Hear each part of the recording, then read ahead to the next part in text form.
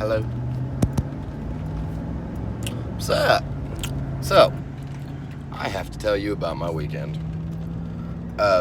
We went to Salina, Kansas, Dano and I, for the XWE Gold Rush event this Saturday.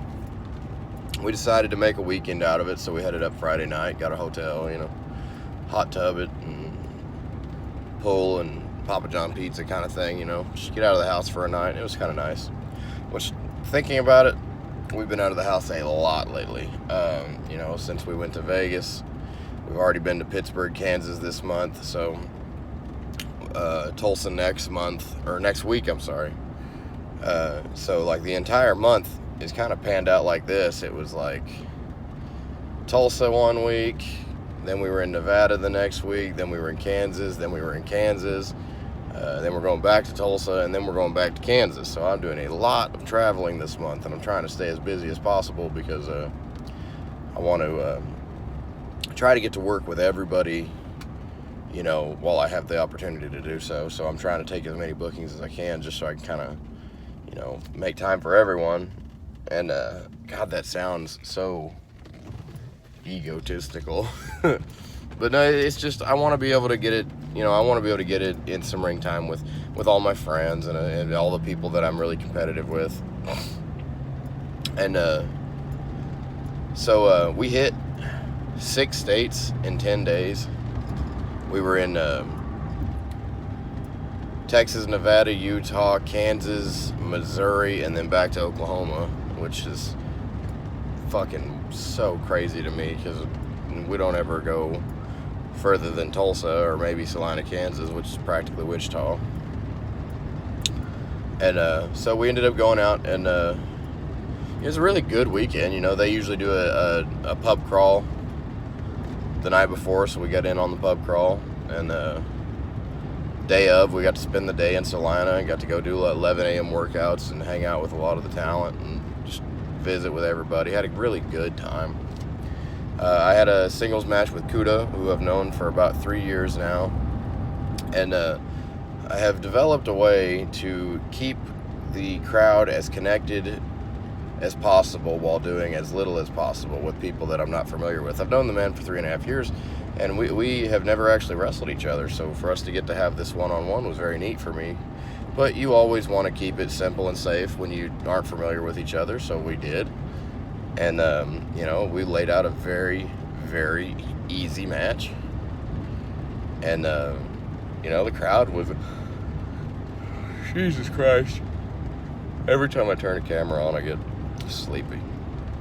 We laid out this very easy match, and the crowd was really into it, so it was a very good, interactive and, tit for tat type match. And we had the big high spot at the end where I threw him off the stage, because that's what I do now. I throw bitches off the stage. So promoters, if you have a stage, contact me so that I can chunk your draw off of it. And and everywhere I go now, I just throw people. So I went over for the golden ticket opportunity, which is their version of the Money in the Bank briefcase, for the second time, which gives me a second opportunity at becoming the XWE champion whenever I please. And I've told everybody straight up, I'll destroy that briefcase if I have to take out whoever the XWE champion is to get my hands on that belt, because I've been fighting for it for 3.5 years. So as long as I've been in that promotion, I've had my eyes on that title. And I'm not leaving without it. I've given myself a year to get my hands on that belt, and I'm getting that title. It's just happening. And management ain't gonna stop me. The fans ain't gonna stop me.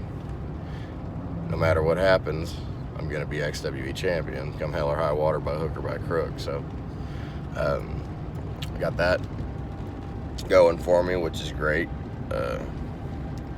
And everywhere else, I'm just getting in my time. So yeah, the XWE event was a lot of fun, and there were a few things about the show that I didn't like, and there's a few things about the show that I really did like. But you know, and every now and then I'll get on here and I will, you know, explain a grievance or whatever. I said something on my Facebook today about, you know, if you mess with other people's merchandise, you're messing with their money. So a note to all the other wrestlers that watch these vlogs: don't touch other people's stuff. And I don't know who did it or, you know, what the purpose of it was, but my shirts, my 8x10s, my NXT title belts, toy belts that I sell to kids, was all moved. Like, somebody picked up all my shit, put it in my tub before the show was over so that my merchandise wouldn't be available. And you know, I took offense to it because, you know, if no one thinks I have any things to sell, they're not going to try to buy it. And you know, that hurts my pocket. It hurts my pocket a lot, and that's not one thing you want to do with me, is fuck with my money. So I don't know the details. I just know that it happened, and I'm going to be keeping a closer eye on my gimmick table.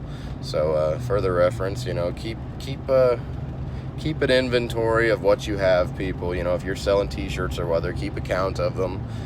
You know, if you're selling 8x10s, or if you have toys or masks or whatever it may be, keep track of your things.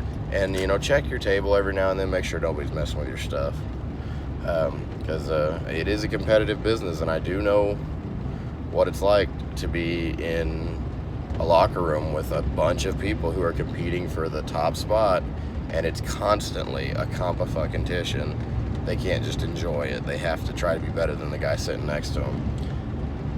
You know, that's great in the ring, but anywhere else, you know, you guys should just enjoy it for what it is. You know, we're indie wrestlers. We're having fun. We should be having fun. If we're not, you're wasting your time, because you're not making a lot of money doing this shit. So that's when I get a little upset about the financial situation, because we aren't making a lot of money. So any chance I can make an extra $10, $20, $30, $100, I want that money. So don't touch my stuff. To everyone else, you know, just remember that. Watch out for your own things, and, you know, be protective of others. Have respect for other people's things. Don't be the guy that gets beat up because you got caught messing with someone else's property. It's no different than digging through someone else's purse or digging through their gear bag. It's not right. Don't do it. You know, keep your hands to yourself. That being said, I had a great trip. I always have fun when it's just me and Dano. You know, we always get to just enjoy the road, and we don't have to depend on anyone or wait on anyone. We should go do our thing. And that being said, next week, it's WFC, Summer Sizzler. I'm not sure what I'm doing when I get there. I know I'm booked. And I know my best friend Sam Stackhouse is the #1 contender to the WFC Championship. And, you know, I'm extremely happy for him. But after what is now 3 failed attempts at being the WFC champion, I can't help but feel a little bit upset for myself. And I'm not going to sit here and wallow in my own pity or anything like that, but, you know, that belt means just as much to me as the XWE title does. It's something that I've been fighting for a long, long time. I've been in the business for almost 11 years. And in those 11 years, there's only been a few championships that have been extremely difficult for me to get my hands on. These two are the most difficult. So I guess the race is on now. Sam's got a guaranteed opportunity, and I still have to fight for mine. And I could think of nobody better to be in that race with than my best friend.